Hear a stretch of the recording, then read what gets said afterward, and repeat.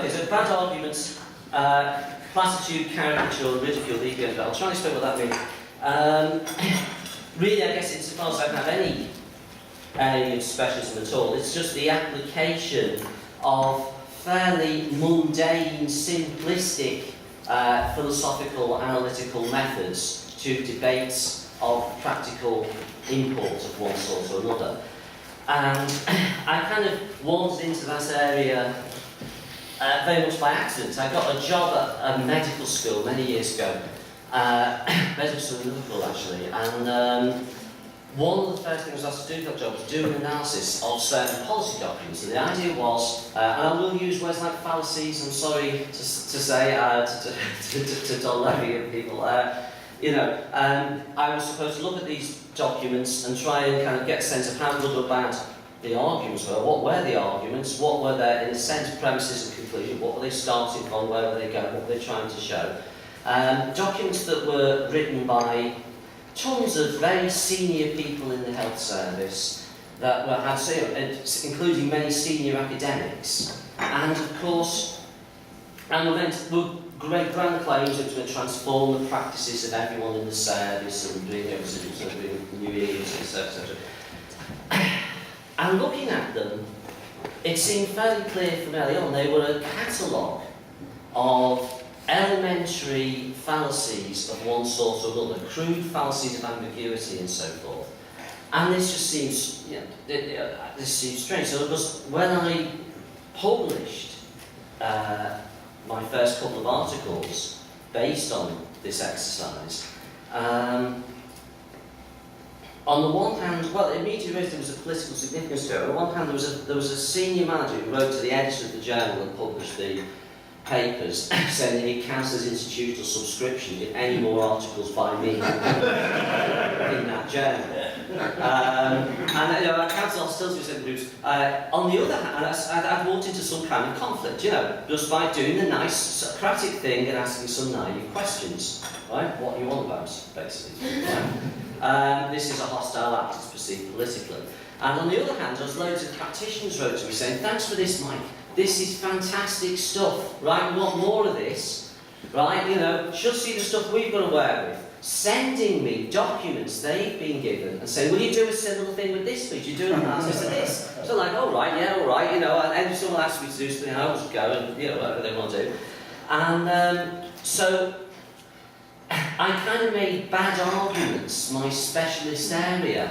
I realised that I spent most of my life just reading things that were selected for me by others largely because they were seen to be poor arguments and so on. It's a kind of strange specialism to acquire. One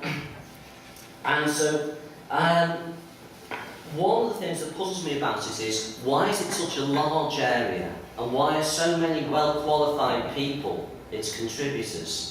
Very, very well-qualified academics who publish things that if you were marking them as a first-year undergraduate philosophy essay, you would say, you can't say that, that's a blatant fallacy of one sort or another. Now, what are we doing as academics? Why is this happening and so forth, and what does it say? And one of the things I want to talk about is sort of certain conceptions of argument, and raise a concern that, what are academics bringing to things like the policy process? If not our methods, if not good, rational, clear methods of analysis, then what? Other than a false assurance that policies are well worked out because they're all advised by these senior people. And so one of the phrases I used in one of my early articles was, the work of favoured academics becomes yet another stick in the already impressive armoury of the powerful, in this case, to beat certain groups of workers.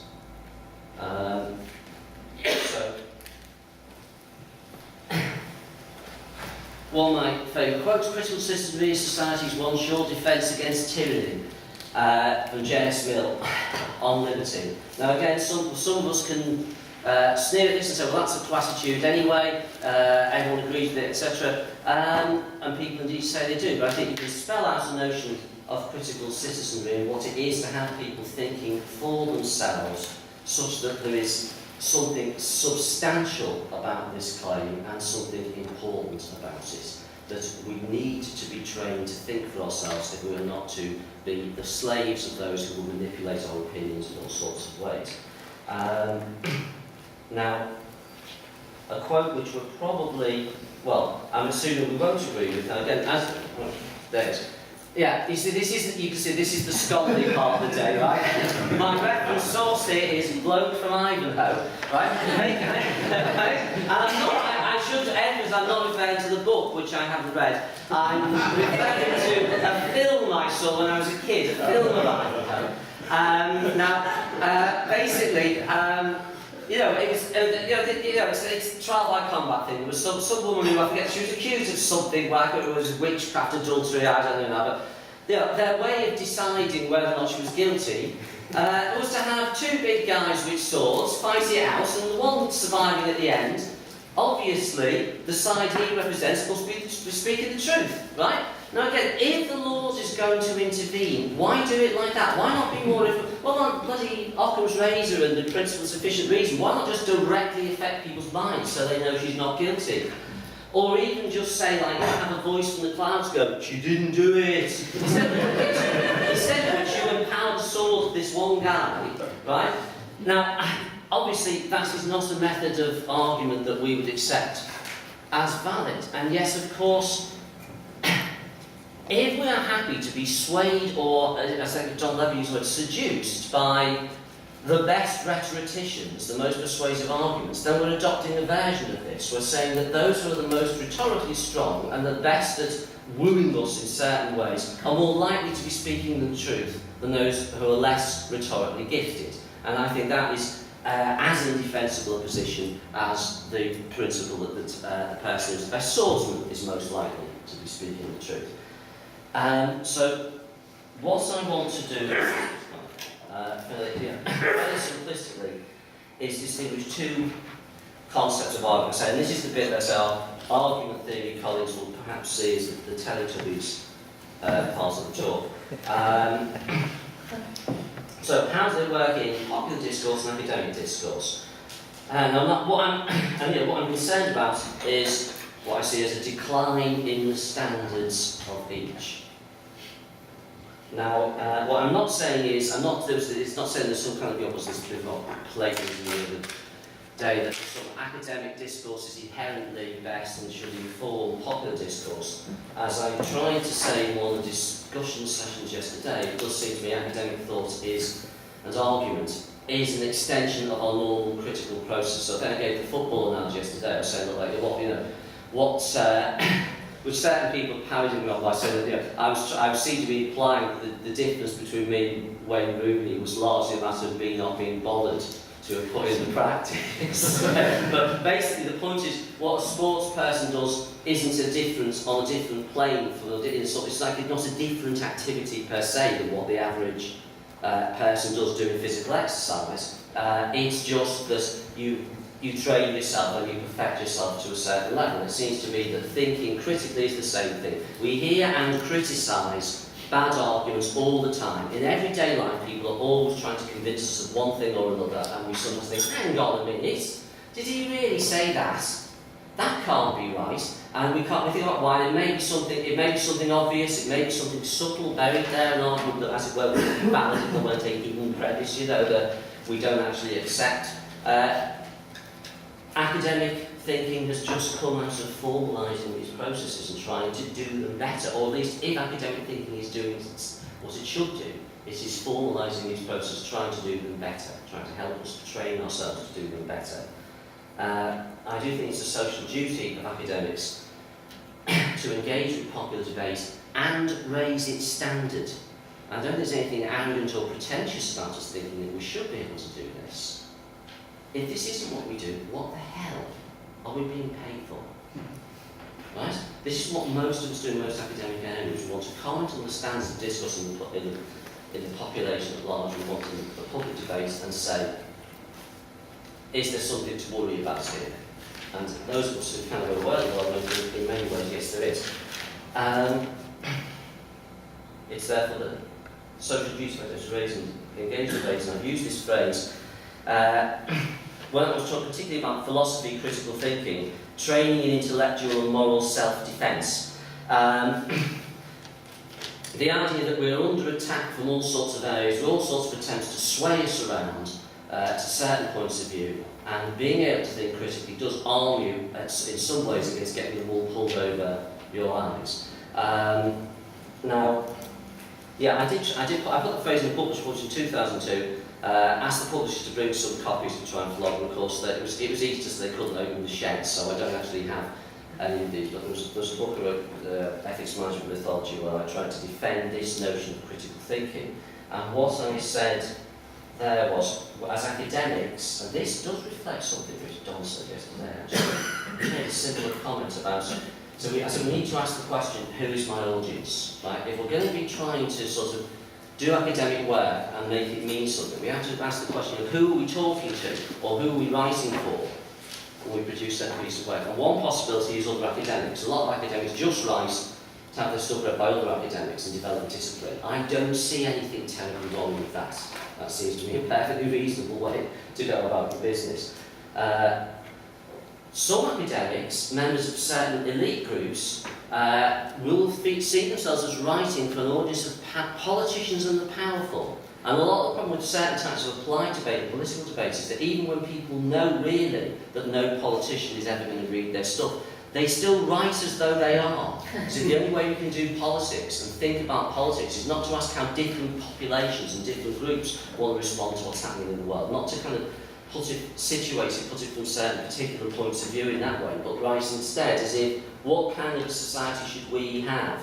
Now there's all sorts of ideological assumptions built into that, so you assume that asking what Gordon or Dave should do is somehow going to be the most practically relevant question for me to ask when I'm thinking about the political scene. And distort debates in all sorts of ways. We may be writing for a wider audience, which I tried to specify in many ways. But I've spoken over the years to all sorts of groups, professionals of one kind or another, conferences of medics, dentists, construction managers was an interesting one to get invited to. They're educationalists, of course. But really, the audience, anyone wise enough to care, anyone wise enough to see certain issues are worrying me and are problematic, and I want to think a bit more carefully about them.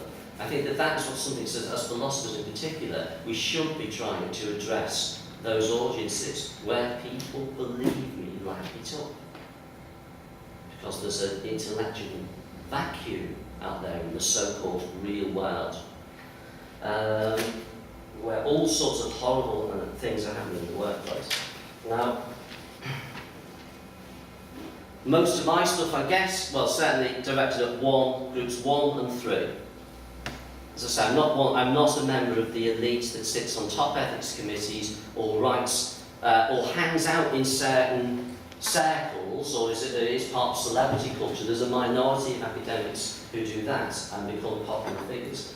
Now, one of the things that worries me is that far from academic standards informing and changing the popular debate, my concern is that in fact it works the other way around. That people who get involved in that kind of power arena almost instantly drop their academic methodologies and write in a different way that they know is appropriate for that area, and basically just sell the kind of product to the kind of people who are paying for it, they write in a different way. Now, methods of argument, as I say, my simplistic account of argument. I want to say we all know, because we don't all know. We have lots of people here who come from outside philosophy, so we've had various phrases, I'm sure we all know this, I'm sure we've all seen this. Many of our audience haven't, right? Socratic Dialectic. The good old, something we all should know about, the old-fashioned method coming from Socrates, where basically we all know our knowledge of Socrates, my knowledge certainly comes from reading the Platonic dialogues. The basic scene is this, isn't it? Socrates shuffles into the market square, and there's some guy there pontificating about the nature of holiness, and Socrates is like, I'm very pleased to meet you, sir, because I don't actually know what holiness is. And so you obviously do, because you say, I believe, you've just prosecuted your wife, your brother, and your father for unholy behaviour. So you must really know what holiness is. So I'd love you to tell me. Because, yes, well, of course, the holy is. And Socrates, we always say, hang on, isn't that just finding another way of saying that what is holy is what is holy? I'm still struggling here, and we'll, get into clarify it or bring out some absurdification. That's how Socratic Dialectic works. If it's to be done in the way it's meant to be, then you should have an honest engagement with the interlocutor, and that means you ask naive questions. Of course, you will have some preconceptions coming to the discussion, but you will want to try and find out, well, what does that person mean? What are the claims they're making? The key claims they're making. Why does it follow, or why do they think it follow? And you have to be engaged with the question: should I agree? It seems to me if you approach it from the outset with there being absolutely no chance of your accepting the interlocutor's conclusion, you shouldn't really engage in debate. This is why I won't debate with the BNP. Because I'm never going to agree, and I've decided that now. And so I'm not going to sit there and go through the pointless farce of trying to have a discourse with them. We're enemies, right? Now, so if you actually engage in this process, then you should engage honestly and sincerely, and that means you have to seriously consider the possibility that the person might get you to agree. And you want to make your mind up about that. That's important. Obviously, that means you've got to listen attentively to their answers.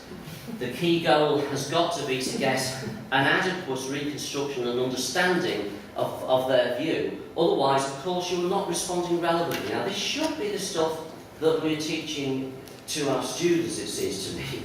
That's something that they should be doing. You have to listen and try to understand what the other person is saying, because otherwise you're not responding to what they say, but to a caricature of what they say. That should lead us to a critical examination of our own assumptions. If I'm sincerely engaged in thinking about whether or not I agree, then I may realise there were certain preconceptions I brought to my understanding of what the other person is saying, which are in some way dubious. And I may think, God, do I really want to assume that?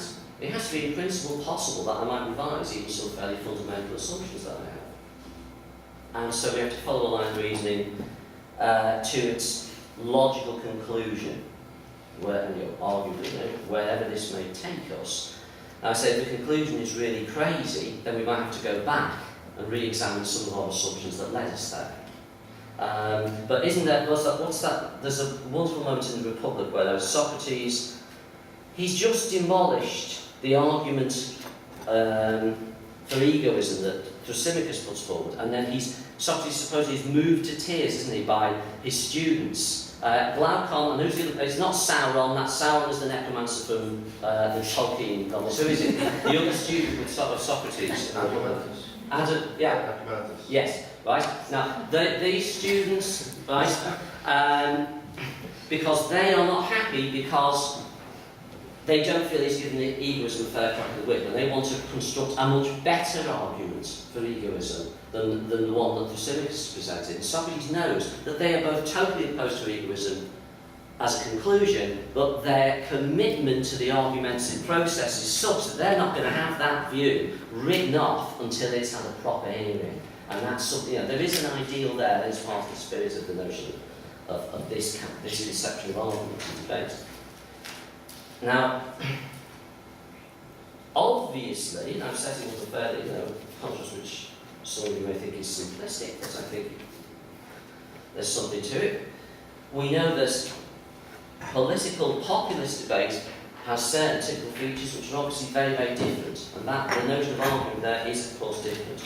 The goal is to persuade others to accept your own position, which is predetermined in the sense that you come with it to the debate. That's your line of your argument, and you're not going to move on it. It would be very strange in this debate on Thursday. And again, even if it happened, what would you make of it? Suppose Gordon Brown said at one point to Cameron, you're right actually, David. On those major positions, I'm now shifting my view. I'm adopting your policies actually. That's why I'm going to go back and argue. And if my party won't have it, I'll join your party instead.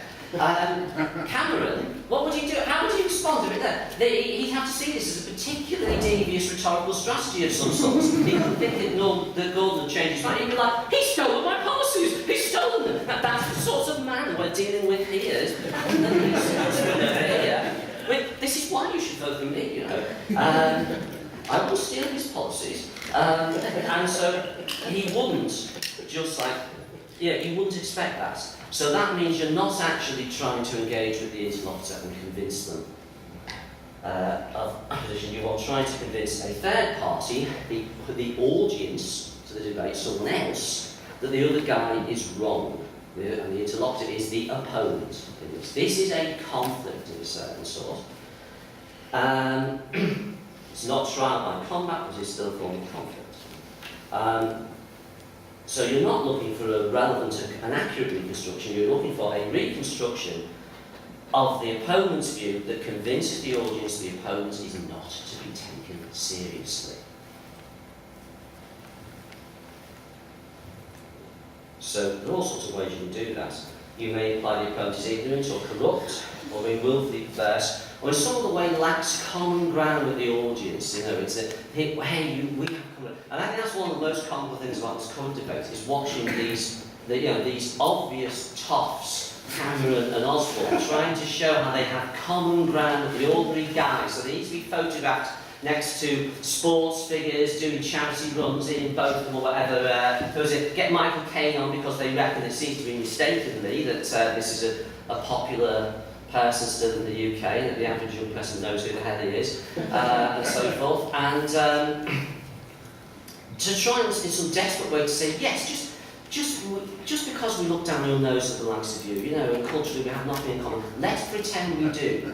And they desperately have to do this, to show they've got this like common ground with the ordinary guys. Now, obviously, in many debates, what you have is the liberal use of platitudes, things which are just plain obvious. You start them, you assert them as though they're the substance of your position, because that's a way of showing that the opponent is weird, right? It's like, hey, here's something which is the foundation of our view. The foundation of our view is ... something that's just bleeding obvious, right? And then you say, so we believe this, I believe this, hey, you guys in the audience, you believe that guy over there, therefore by implication, he doesn't, because I'm claiming I disagree with him. He must be strange in some way. Liberal use of the ad hominem fallacy, guilt by association. I'll talk about some of these fallacies. I mean, people discuss them at length and help them see them as fallacies in one way or another in early discussion. Persuasive definition is a very important one. Vagueness. You want to be vague, with regard to the contentious aspects of your own view, because you want to present your own view as, well, the challenge is to present it as both amazingly radical and yet just plain obvious at once. Which is what, that's the key, that's the glorious thing you're looking for. Your policy is the eureka moment. And so obviously, when you're pinned down for details, most of the time you will be required to be vague about this, and certainly about any genuinely contentious aspects of your view. So,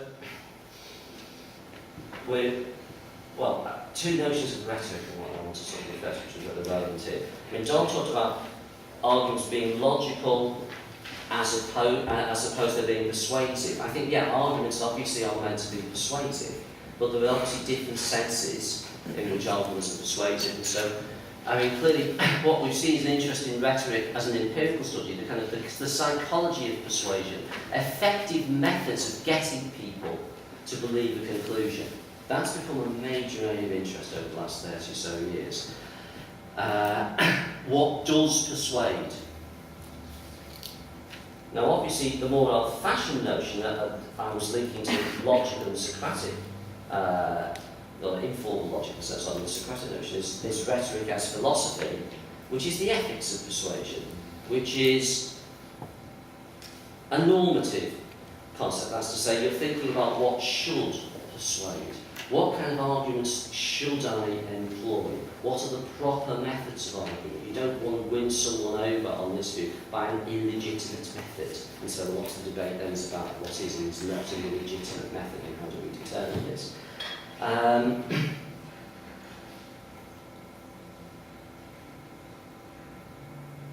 I think this position is linked to all sorts of things. The need to see myself as a free and responsible person and to respect other rational agents. So I'm cashing in on arguments from Kant and Sartre. It does seem to me we have to have an interest in the normative question. What ought I to believe if I'm to have the experience of making my mind up about an issue as opposed to simply waiting to be swayed one way or another by or just to find out what I think already. Part of being a rational person is thinking about your own position, what you actually want to endorse, what you want to believe.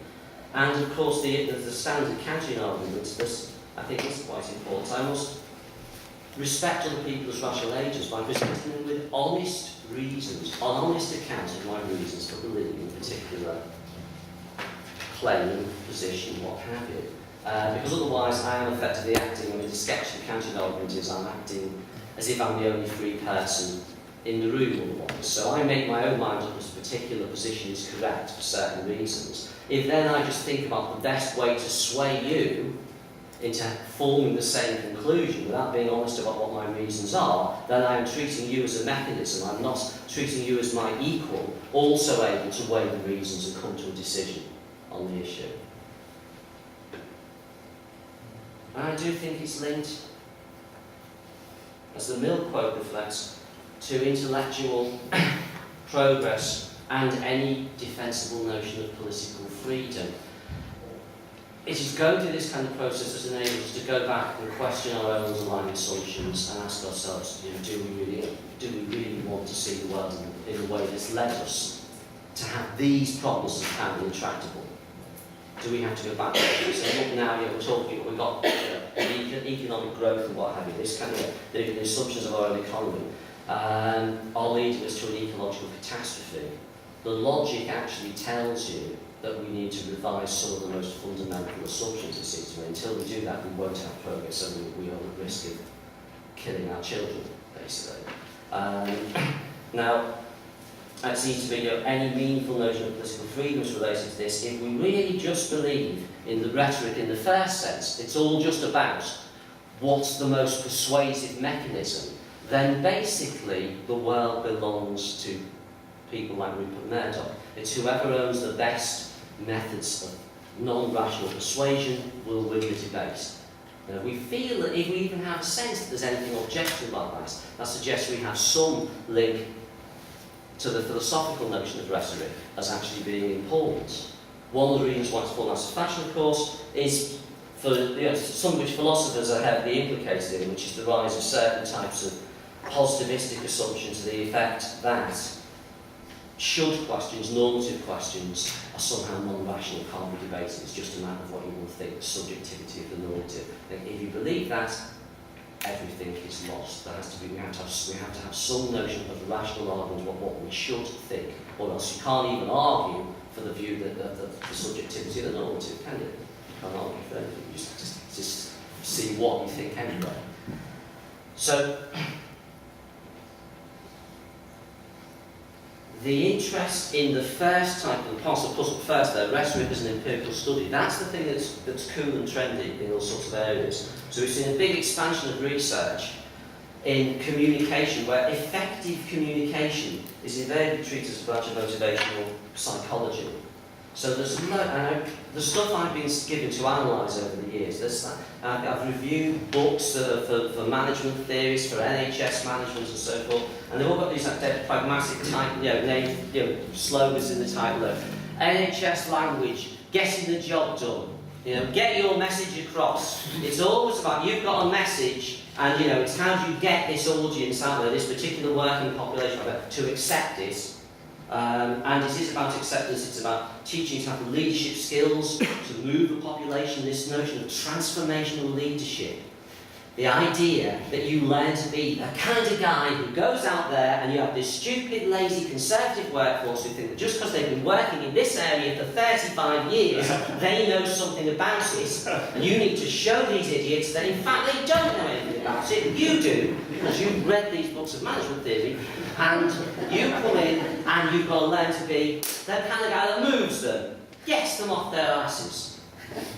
And the wonderful thing is, loads of the political governance documentation is littered with all stuff on winning hearts and minds. That's a CIA phrase as well, isn't it?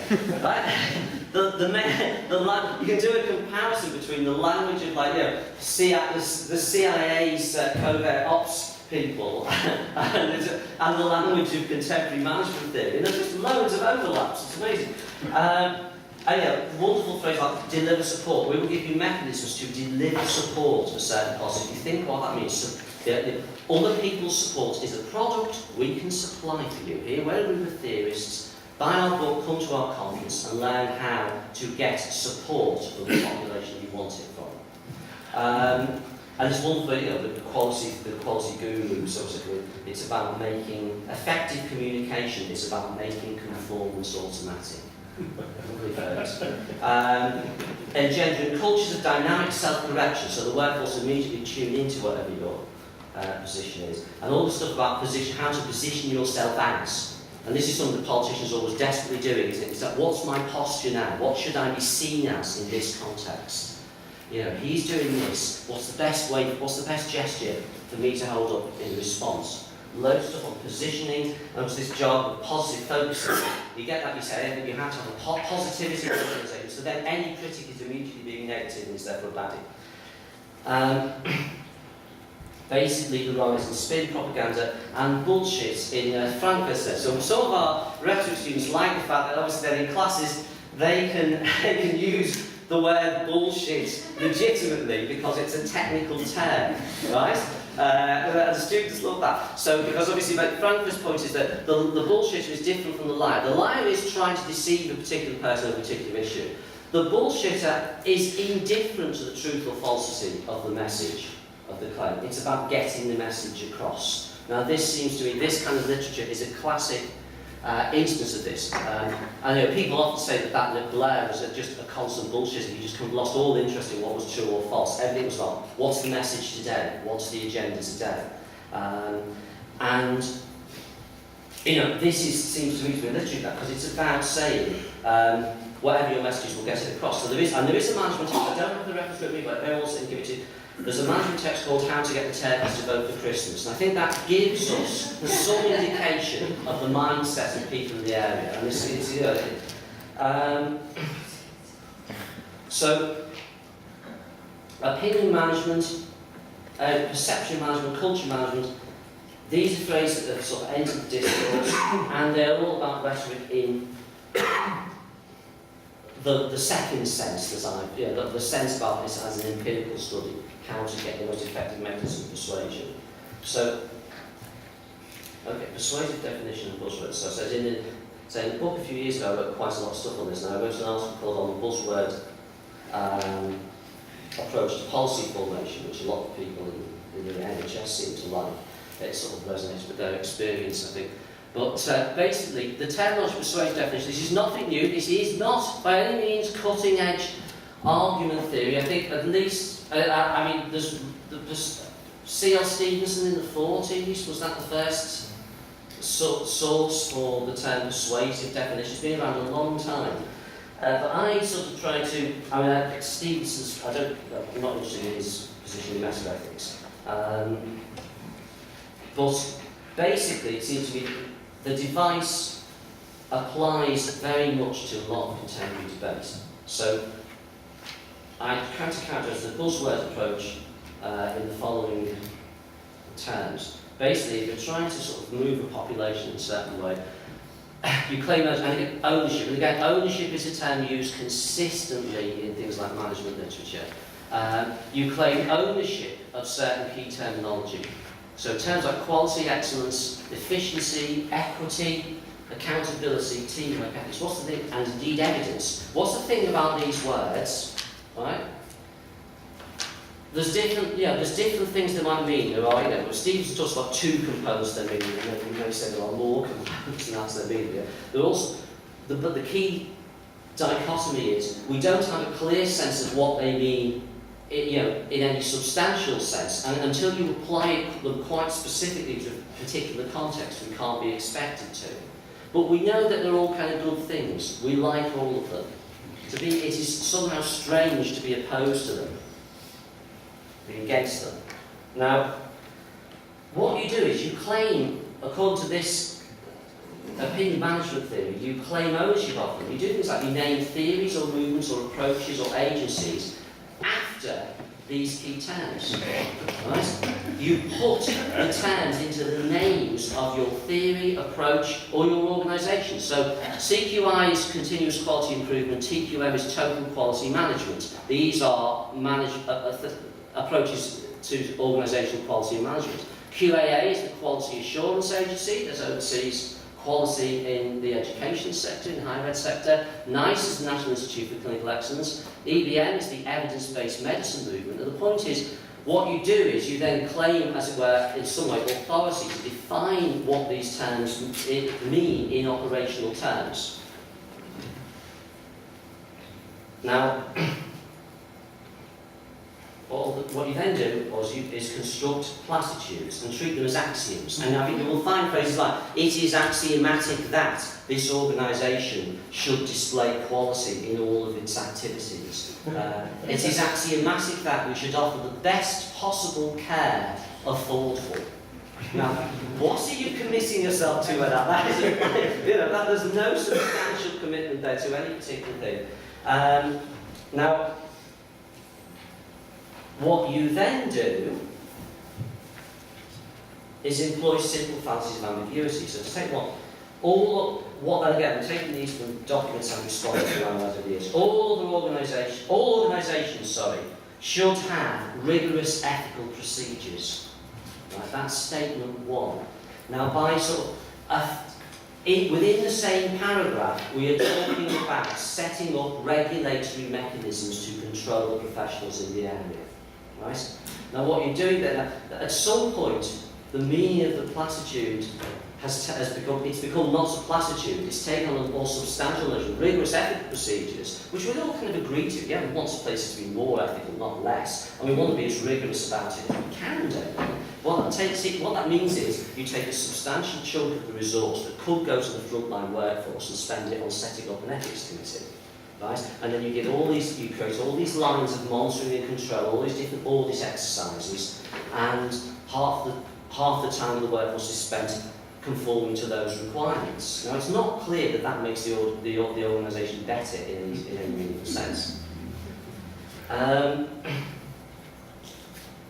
Illustrate your approach with examples or anecdotes. So you get certain selected anecdotes. What in the article I talked about dropping nuggets of bleeding obvious strategically about the document. The idea is that you take certain examples which anyone will probably believe anyway as examples of good practice, and insinuate that they somehow follow logically or deductively from your approach, from your axiomatic starting point. And so that then gives the reader the sense that something substantial is being said, and that this doctrine explains what's good about your approach, when in general it doesn't. This was obvious anyway, people were doing this stuff anyway. And of course what this does is it leaves no language in terms in which the favoured approach can be meaningfully criticised.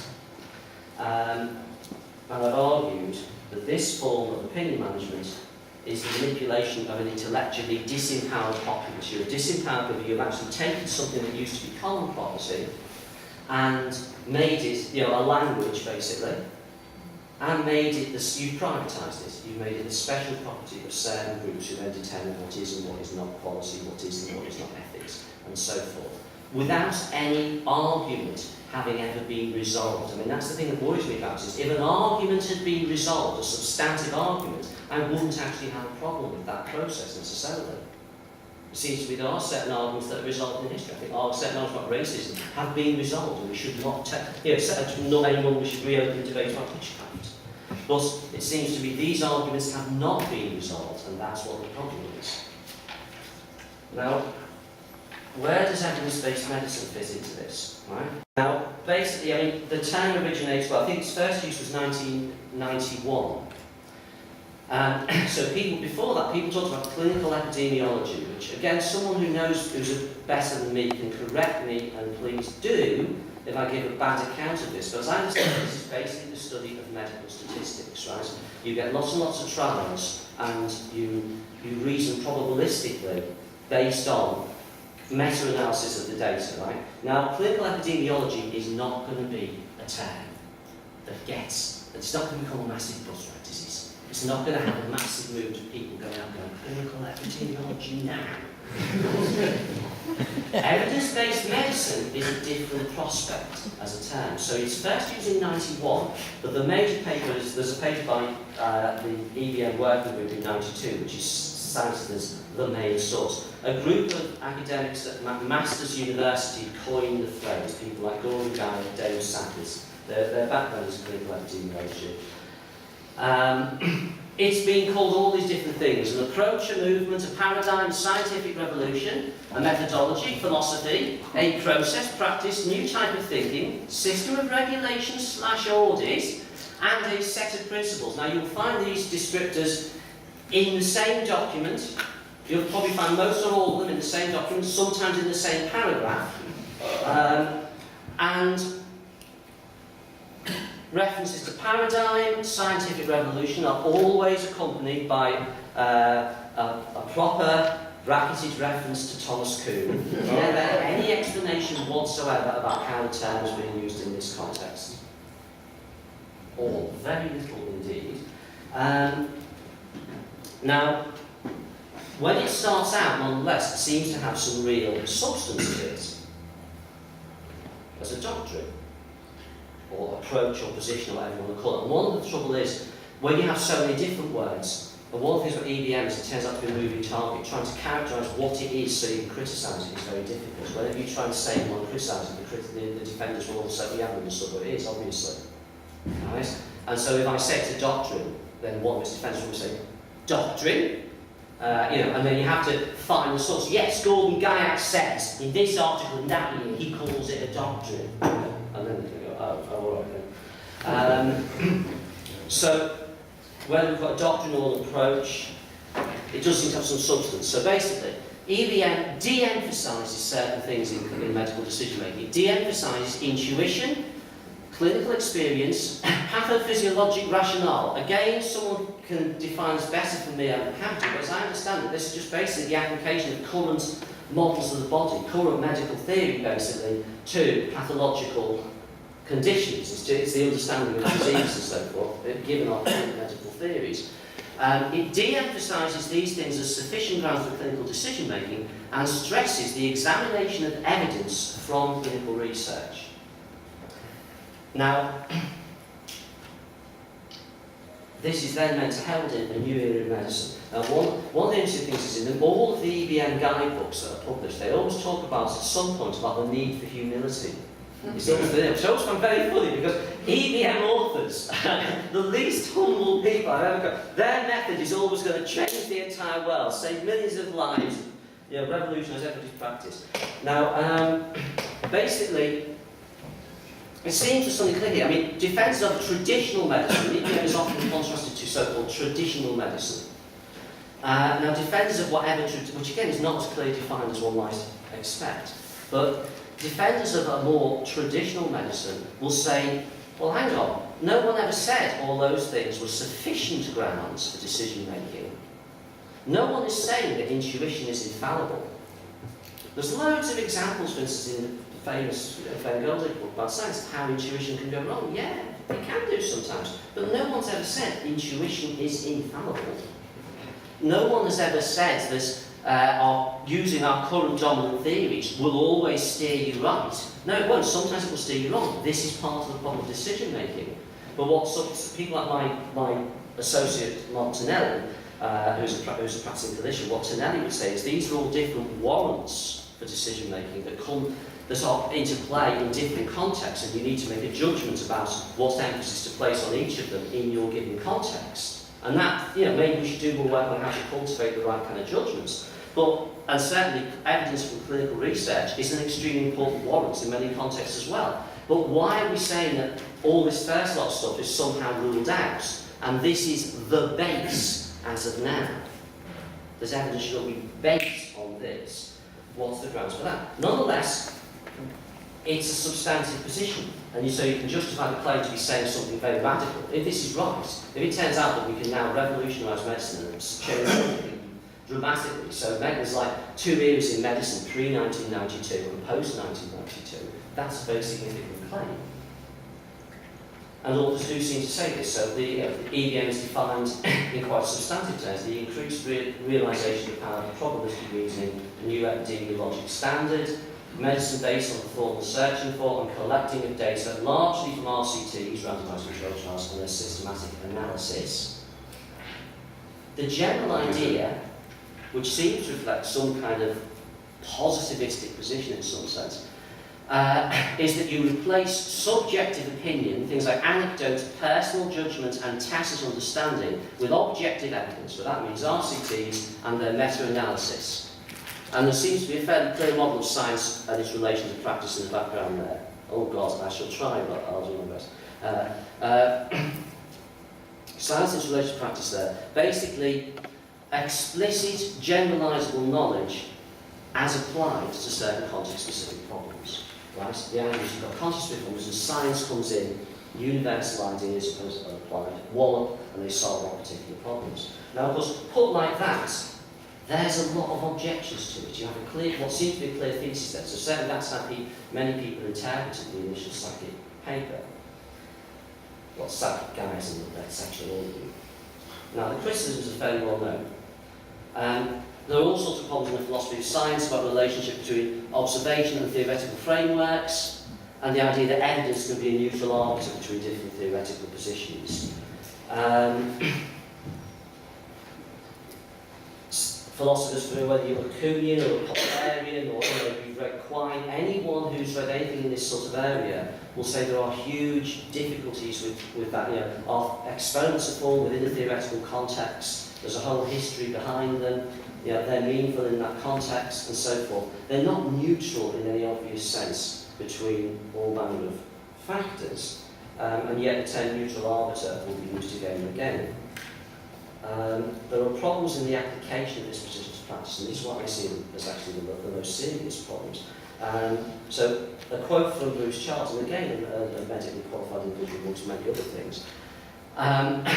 Epidemiological data cannot provide the information necessary to treat individual patients, and no amount of statistical jiggery-pokery with huge amounts of data can make any difference. So what he's saying is you have as huge database as you want, but how that applies to, Harry and Nadine in their situations, or your Mr. X from your thing, or whoever, there's all sorts of other things that have to happen that you can't base your practice on this data. It's not sufficient either. It's on the same level as a lot of other stuff. It's got relevance, but it's not a base in some way that overrides all the other stuff. You need, as the philosopher of science John Worrell says, you need context-specific information at all points. And you need to find some way to bring in the significance of things like hard-to-measure features of real situations. Stephen Henry, who writes some wonderful stuff, is a practicing clinician as well. Things like the unquantifiable, he's interested in tacit knowledge. There's also issues about just qualitative, general qualitative features of situations that you can't measure. Patient values, complexity, uniqueness, even when you're talking about, if you rule out things like values, different people's attitudes and so forth, and you just think about medical specifics, each patient in their environment is different in all sorts of ways. You need a more personalised approach. Now, of course, that's a criticism. I'll try, but I don't want to make it unintelligible, but I'll try and push it. Right?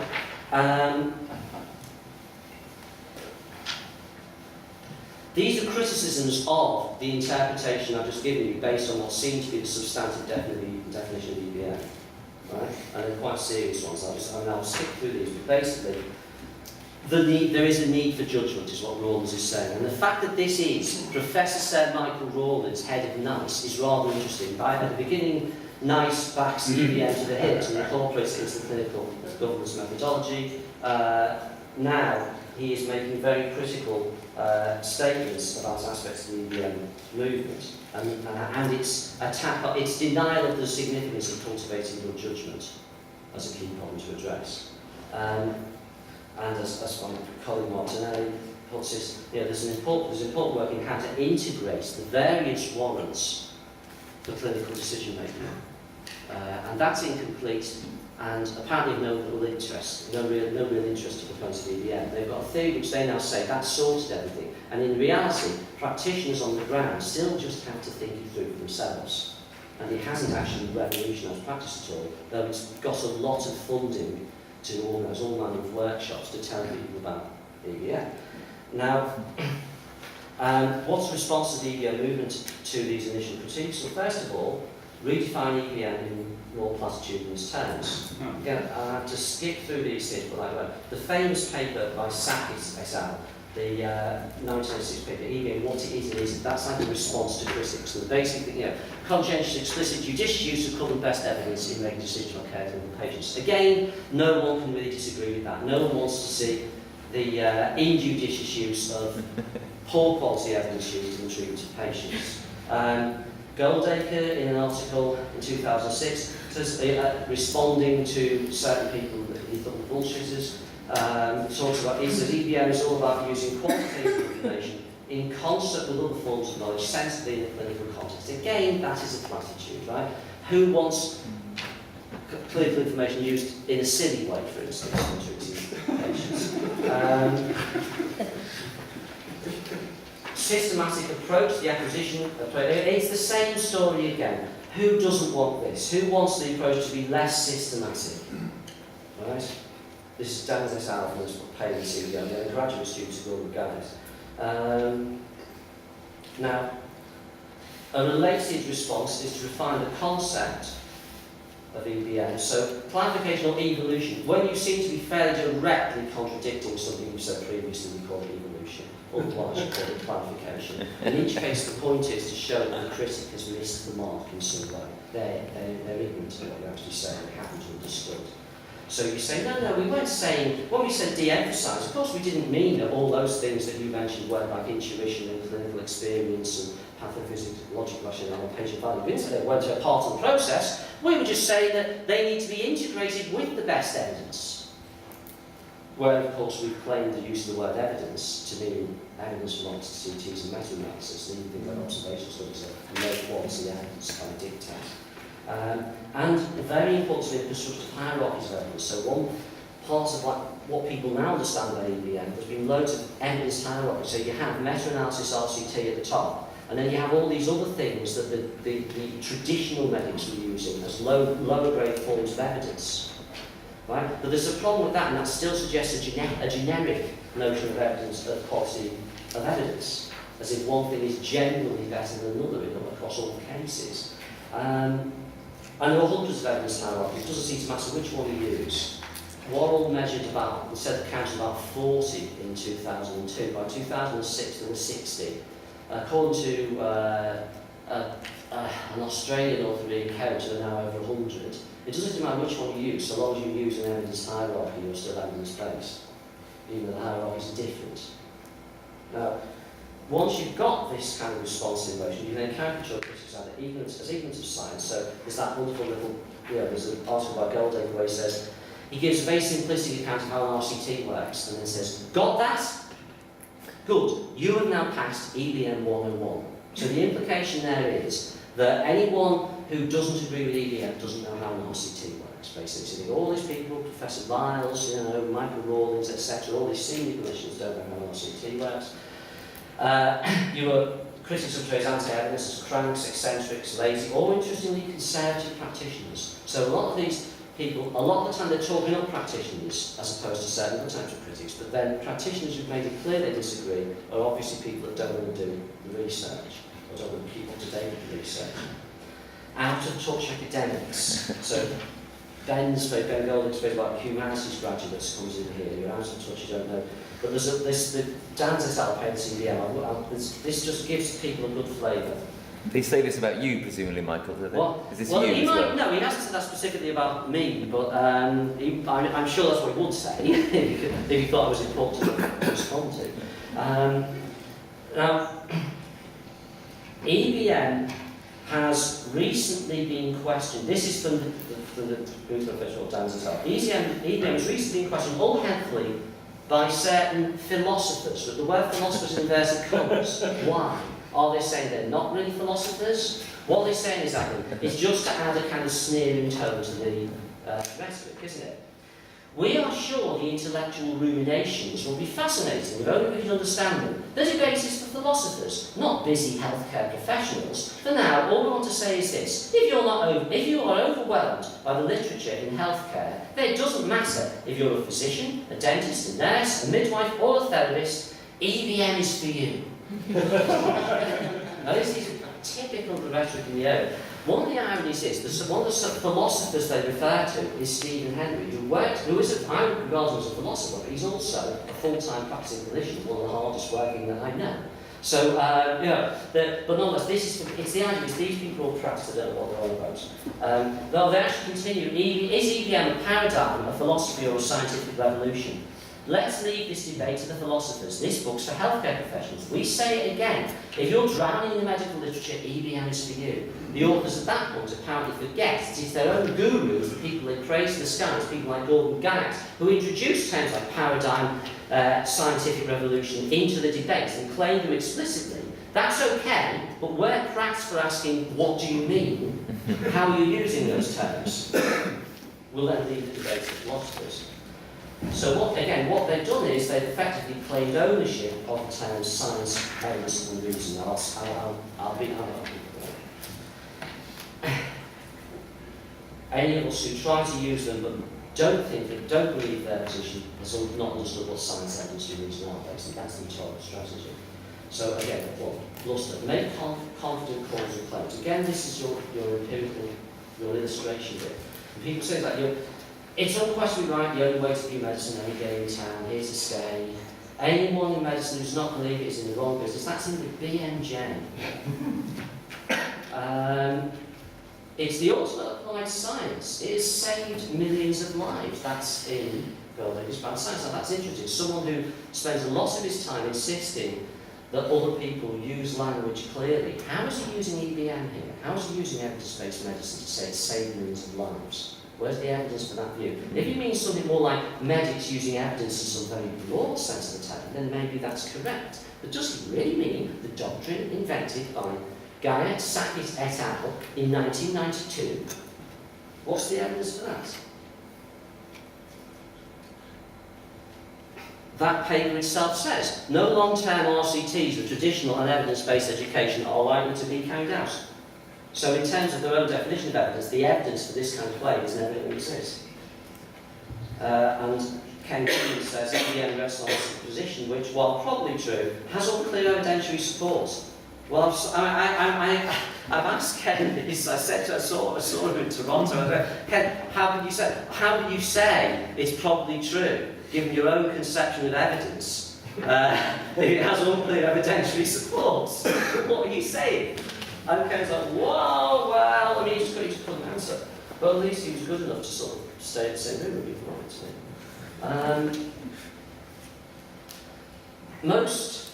okay, this is from, now, insofar as in response to critics, I'll just give these two quotations here, I'll title. Right, most professional societies, the public, the funding agencies have accepted EBM with remarkable enthusiasm. That the concept of evidence-based practice is now applied in management, education, criminology and social work. That's the beginning of the paper, of which Guyatt is one of the authors. The last author there, Ashcroft, is a philosopher. It was published in Cancer Control. It's the first time EBM defenders responded directly to criticisms from philosophy. And they start off by saying it's wonderful and everyone's accepted this. And they then say, because EBM proposes a specific relationship between theory, evidence and knowledge, the theoretical basis of EBM can be understood as an epistemological system, right? Now, I just want to illustrate this as the kind of shift that we're seeing all the time. As Wallace says, EBM just is a moving target. Basically, the whole purpose of this paper, they go to every position in philosophy of science and say EBM isn't committed to it, right? So you try and say, oh, it's positivist, it's, no, it isn't. We never, and they'll say, well, you know, we don't necessarily know whether, so what's it? We don't have a position on whether evidence can be a neutral arbiter. And yet, 4 pages later, in the same document, written by a philosopher, is the claim that evidence is a neutral arbiter, and that is why it is so important. Now, how can a philosopher, Ashcroft, an intelligent person, publish a paper which has a direct contradiction in like that over a matter of prime import to what's being said? But look at this is the classic, the fallacy here. It's fairly obvious, it seems to me. The first sense of EBM, right? The first, right? It's won all this support. Well, the funding bodies, it's won support for funding bodies. The evidence for that is people have stumped up money, right, to have all these workshops and training days and things. What's the evidence for members of the public accepting it with enthusiasm, right? It's that if you ask Joe Public, would you prefer to be practiced on by a medic who uses evidence or one who doesn't? Joe will say, quite rightly, I'd rather have the evidence-based one, thank you. And that's the base of that. If you then say to Joe, would you endorse, accept or indeed be enthusiastic about the specific theory of the relationship between theory, evidence and knowledge proposed by Gordon Gyers and his associates? What would Joe say to that? He'd say, who's Gordon Gyers? What are you on about? Right? So it's a straightforward fallacy. You move from the one, it's the persuasive definition again, you move from the one definition, the evidence that everyone agrees with, you say, oh, everyone wants this, and then you say, so everyone likes our approach, and then you say something more specific and contentious. And the giveaway is that we've shifted to evidence-based practice here. Look, practice has come in.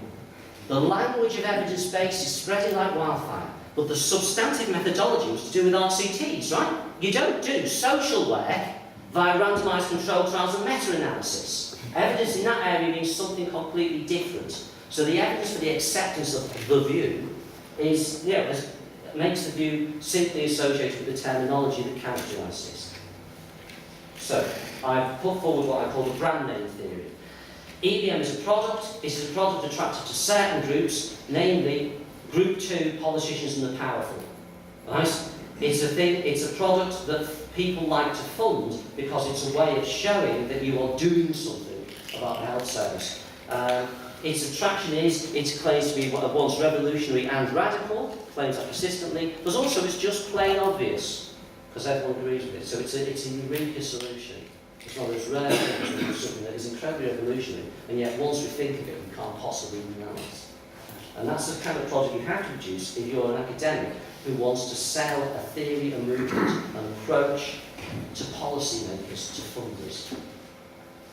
So its success is because of all the and the authors will boast. So Dan Zital, the people who were sneering at philosophers earlier, they'll talk about all the guidelines, manuals, training days, seminars and workshops across the globe, which they say all testify to the overwhelming success of EBM. If it's a product, that statement is straightforwardly true. If it's something which is supposed to improve medical practice, it's not clear what the evidence is for it. The success of the concept is equated with the spread of the terminology. And as my colleague Tonelli says, there's still a normative and an epistemic gap. That's to say, you've got all these people talking about evidence as the right approach to practice, and then you've got practitioners struggling trying to work out what the hell to do about it. And that gap's still there, and it's not clear what the link is between the two. And you go to an all-day workshop on EBM, you're not necessarily going to come out of it as a better medic. You might, but there's no, the idea that this training is what's going to make that is. So I said the flaw there, and it worries me, the flaw is more moral than intellectual. Academics, I've written stuff on bad faith, I can't get into that now, but basically, academics are embracing the populist idea, rejecting the notion of honest argumentation and criticism, taking up stances for economic purposes, and saying, right, okay, that's our line, we're defending, because these are smart people. Richard Ashcroft recognised the contradiction. Why doesn't he, we're defending the line here. We're just like Gordon Brown or David Cameron on the telly. And that really worries me, as I've said, because what we do, what's our defence against tyranny? If even in the academy automatically adopts the manipulative approaches of the mass media. So the meaning of fundamental concepts such as evidence, science and reason, it seems we have to argue, it's still up for grabs. I think we have to be, I'm sorry that some people don't like this, but we have to be more naively Socratic, and we have to say, no, there are certain jobs I'm not going to do, actually. I'm not going to advise a policy committee if that means getting paid a load of money to come up with something that I wouldn't. And I say to my colleagues, of course we wouldn't say that in the seminar room, but, I was advising a policy group then, so that's okay. No, it bloody isn't. So I will leave it there. So